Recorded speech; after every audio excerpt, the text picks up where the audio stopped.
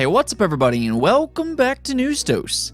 Earlier this week, we talked about Sony shutting down the PS3, PSP, and Vita stores. Unfortunately, reports have come out that PlayStation may shut down these digital stores later on in the year, and gamers have taken that about as good as you would expect.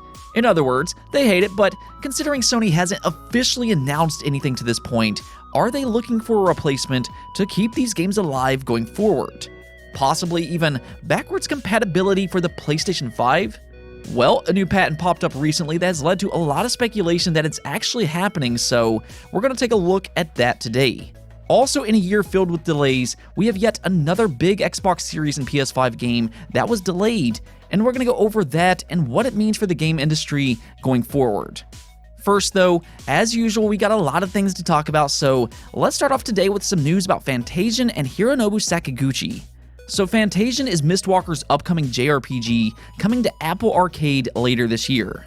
Now, I'm still hoping this comes to consoles and PC, but as you'd expect from Mistwalker, this so far looks like a really good game. Of course, Mistwalker is the studio behind games like Lost Odyssey, Blue Dragon, and The Last Story, so anytime they make a game, they have my attention.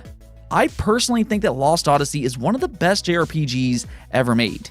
It's pretty much an HD classic Final Fantasy game, which makes a lot of sense considering it was made by the father of Final Fantasy, Hironobu Sakaguchi. We will talk more about him in just a moment, but yeah, Fantasian has a lot of talent behind it, and apparently it's a pretty lengthy game. And about that, they actually decided to release it in two parts. The first part has a vague release date of soon, which will run you roughly 20 to 30 hours of gameplay, and then in the second half of 2021, they will release the second part. That's an odd way to release it, but I'm excited to see how this game turns out. I just really hope it comes to other platforms when it's finished up, and especially after it was reported that this may be Hironobu Sakaguchi's last game. He is an absolute legend in the game industry, working on classic Final Fantasy games, Lost Odyssey, Blue Dragon, The Last Story, Chrono Trigger, Vagrant Story, Parasite Eve, Kingdom Hearts, and so many more.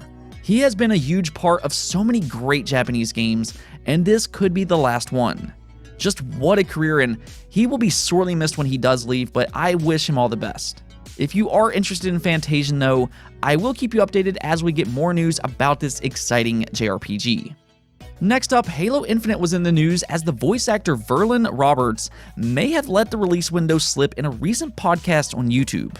Yeah, according to Roberts, Halo Infinite will release late November of this year. Now, you need to take this with a grain of salt because this isn't officially coming from 343 Industries, but because Roberts did some work on the game, it is possible that he could have talked to somebody with knowledge of the situation. I mean, maybe he heard that's the month that Xbox is targeting, which seems realistic. November is a huge month for gaming, as holiday spending goes up right around that time, so a lot of these bigger games do release in that November period. I mean, if I were to guess myself, I'd probably say September or November, where Microsoft does tend to release their big AAA games. Just watch though, they'll instead bring it out in October instead, the month I don't expect it. But even though this release window isn't all that surprising, it does spell out a big holiday for the Xbox Series. Now the reason I say that is not solely because of Halo Infinite. Yes, it will play a huge part in the success of the Xbox Series, but if rumors are true, this will not be the only big first-party game releasing for Xbox this holiday. We've also been hearing that Bethesda and Microsoft wants to launch Starfield this holiday as well. Now this is coming from the VentureBeat journalist Jeff Grubb, which has leaked out a lot of very accurate information in the last 12 months.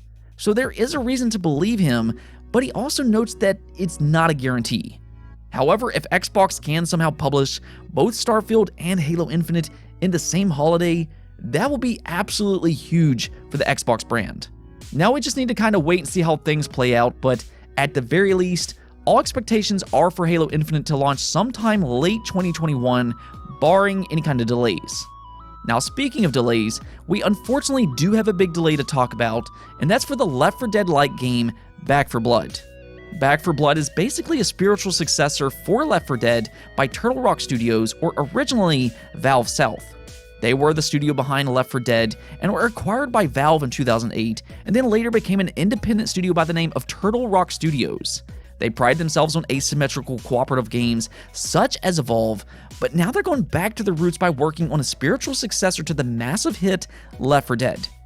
I don't think some people realize just how successful this game was, but back in 2012, it reportedly surpassed 12 million units sold, and this is one of those games that continuously sells well, so yeah, this is a popular franchise. And that's the thing, Back 4 Blood looks really good. There's no surprise that there is a lot of anticipation for a game like this, made by the original Left 4 Dead team. Unfortunately though, you will have to wait a bit longer to play Back 4 Blood. Like so many studios before it, Turtle Rock Studios has been affected by COVID and new work conditions. Sadly, yes, they had to make the difficult decision to delay the game. It's now officially been delayed from June 18th all the way to October 12th. I keep saying this though, I know we're seeing a lot of delays for games that we're really excited for, but the truth is, this is what reality is right now, and it ultimately is a good thing that developers are doing their due diligence and delaying the game rather than just rushing it out. I mean, we saw what happened with Cyberpunk 2077, and CD Projekt has been dealing with lawsuits and angry fans pretty much ever since. They damaged their reputation majorly, and they'll have to build that up for years to come. I mean, even PlayStation removed Cyberpunk from the PlayStation Store because so many people were requesting refunds. So a delayed game, while yes, can be disappointing, it's better that this happens so we get a better game day one. It's better for the consumers, and it's better for the developers themselves. See, you're probably going to hear me say this a few more times this year, actually. Of course, we've already seen some big delays from games like Gotham Knights, Hogwarts Legacy, and Gran Turismo, but don't be surprised if we see more big delays as the year continues on. Jason Schreier, which has a lot of inside sources, pointed out that really no game is safe from a delay, and he expects most big games to get some kind of delay throughout the year. Now, he's just stating his opinion, and he's not really saying all big games absolutely will get delayed, but he does make a good point. You should expect delays this year. It's going to happen, and until a game goes gold, those release dates could move around either a little or by a lot. What I will say though is that 2022 is looking like a fantastic year for gaming. Luckily though, we did get some news about a game going gold, and that's the upcoming PS5 exclusive Returnal. Returnal actually went through its own delay as it was pushed back from March 19th to April 30th. Today though, I'm happy to say that Returnal has officially went gold, which means that the chances of another delay is slim to none. I only know of one game from the top of my head that got delayed once going gold, and that was Cyberpunk. But yeah, Returnal is looking really good. It's got that arcade-like gameplay that you would expect from Housemarque. That's where they've made their living in the past with games like Resogun, but now they're taking that experience into a roguelike arcade third-person shooter.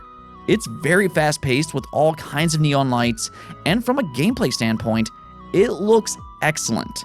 The story itself is intriguing as well though. They recently released a new story trailer, and it seems like it has an engaging, atmospheric story. I'm very curious how they mix the story in with roguelike games like this, but I mean, Hades did it last year, so we'll see what happens with Returnal next month when it releases on April 30th. Now, we do have a few more PlayStation topics to go over today, and this first one has drawn a lot of attention. Okay, so check this out. As we all know, PlayStation might be shutting down the PS3, PSP, and Vita store later this year. Fans are not happy about this rumor at all, but a patent recently popped up that gave fans some hope that Sony is preparing an announcement with some kind of replacement. This patent by the name of Method of Apparatus for Awarding Trophies details rewarding players with trophies in emulated games that previously did not have trophies. And right away, with recent news of legacy stores going away, the obvious link would be that maybe Sony is trying to emulate legacy devices to work on modern platforms, or more specifically, the PS5. At the very least, this is interesting timing. It was filed in November of 2020 and published on March of 2021. Well, that's why this patent is getting so much attention right now, and hopefully it turns out to be true. I mean, it would be great if this ends up happening. However, anytime you look at a patent, you have to realize that this could be something, or it could lead to nothing. Patents get filed all the time, many of which never amounts to anything. So you always have to take these patents with a grain of salt. However, PlayStation did have a similar patent to this in the past. Back in 2013, they did something like this, and they did implement it with PS2 classics on the PS4 with trophy support. It wasn't very many, but they did try to emulate some PS2 games on the PS4, and this patent seems to be an update on that. So maybe there is something to this, and Sony tries to bring legacy games back for the PS5. The main question would be, how do they achieve this, especially with the PS3? That particular console will be a little bit more difficult to emulate because of that cell processor. That thing was always difficult to work around, but something Sony could do is try to use cloud gaming for some of these older games. They do have PlayStation Now, and they could allow you to purchase these games on the PlayStation Store and just access them through cloud gaming. PlayStation did partner up with Microsoft to use Azure, so they could have some big plans with that, and this could be a part of what they plan to do with Azure. For me, I would love to think that yes, PlayStation is working on a way to expand backwards compatibility for the PS5, and I hope this patent is a sign that they are working on something like that. But in the back of my mind, there's always PlayStation boss Jim Ryan, and he does not seem to be a big supporter for backwards compatible games. In the past, he seemed baffled on why people would play older games, so it's hard to tell if he will put the resources into making this a reality. I'm still crossing my fingers though, and hopefully this does happen. Let me know what you think in the comments below.